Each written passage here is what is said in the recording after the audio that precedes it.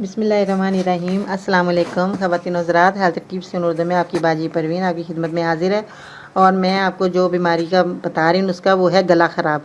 गला ख़राब जो है हमारी, मैंने आपको पहले भी ये नुस्खे बताए हैं, उन पे बहुत फ़ायदे मुझे ज़ाहिर हुए हैं। और ये भी जो मैं नुस्खा बता रही हूँ इसके भी बहुत फ़ायदे हैं। मज़ीद ऐसी मालूमाती वीडियोस देखने के लिए हमारे YouTube चैनल बाजी Parveen health and beauty tips को सब्सक्राइब कीजिए और बेल आइकन को लाजमी प्रेस कीजिए। और गले ख़राब की वजह से जो हमारे से खाना पीना जो हमारा खाया नहीं जाता और गले से हम निगल नहीं सकते, तो ये बहुत बड़ी प्रॉब्लम है।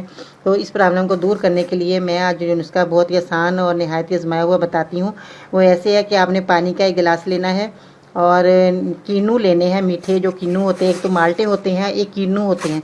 कीनू का रस आपने लेना है, उनका जूस निकाल लेना है। और सेब का सिरका आपने लेना है 1 चम्मच। और चुकंदर का 1 टुकड़ा लेना है।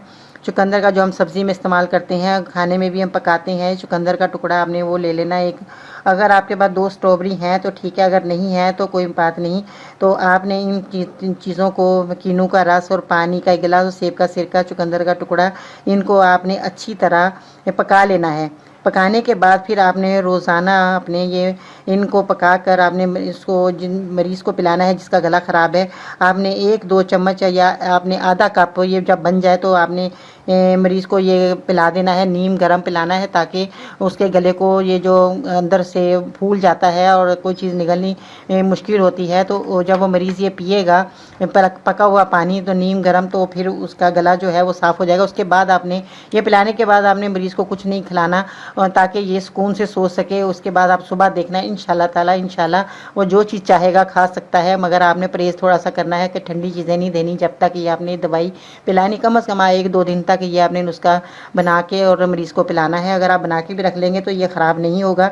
तो इंशाल्लाह ताला देखना आपने ये गला जो है मरीज़ का ना अंदर से दुखन जो होती है, दर्द होती है, वो भी ख़त्म हो जाएगी और मरीज़ को हमेशा हमेशा के लिए आराम मिलेगा। और आपने मेरे नुस्खे आज़माते हैं और देखते हैं और मेरी वीडियो को मुझे बहुत खुशी होती है।